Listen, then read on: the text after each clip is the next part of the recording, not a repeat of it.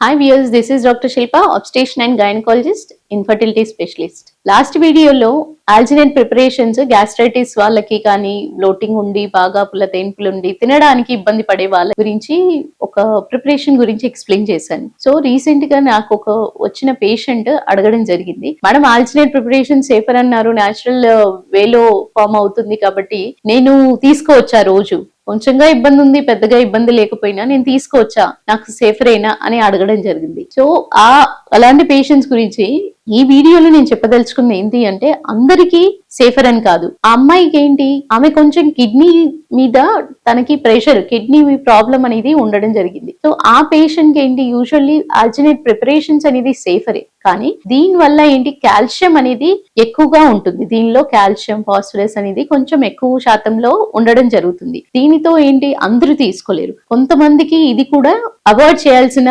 పరిస్థితి అనేది ఉంటుంది. ఎవరెవరు అవాయిడ్ చేయాలి అంటే, ఎవరికైతే హైపర్ కాల్సిమియా సమస్యతో బాధపడుతూ ఉంటారు, at the same time kidney problems తో ఉంటారు, అంటే కిడ్నీ ట్రాన్స్ప్లాంటేషన్ జరిగిన వాళ్ళు కానివ్వండి, దాంట్లో పొటాషియం కూడా ఎక్కువ ఉండడం వల్ల ఎలిమెంట్స్ అనేది వీటన్నిటిని ఎక్స్క్రీట్ చేయడానికి కావాల్సిన శక్తి అనేది కిడ్నీకి ఉండదు. At the same time calcium levels ఎక్కువగా ఉన్నప్పుడు మిగతా ఎలక్ట్రోలైట్స్ కూడా కొంచెం ఇంబాలెన్స్ అనేది జరుగుతుంది. కాబట్టి మీరు తీసుకునే ముందు డెఫినెట్లీ గైనకాలజిస్ట్ ని కలిసి మీరు కూడా తీసుకోవడం మంచిదేనా కాదా, మీకు జస్ట్ భయపడకుండా ఉండడానికి తీసుకోమని ఈ లాస్ట్ వీడియో చేయడం జరిగింది. బట్ ఆ వీడియో చేసిన దాన్ని దృష్టిలో పెట్టుకుని అట్ ద సేమ్ టైం మీరు మీ గైనకాలజిస్ట్ ని కలిసి వాళ్ళ ఒపీనియన్ తీసుకున్న తర్వాత మాత్రమే ఏ రకమైన యాంటాసిడ్ కానివ్వండి, ఏ రకమైన వామిటింగ్ కి సంబంధించిన మెడిసిన్స్ కానివ్వండి తీసుకోవడం మంచిది. Thank you.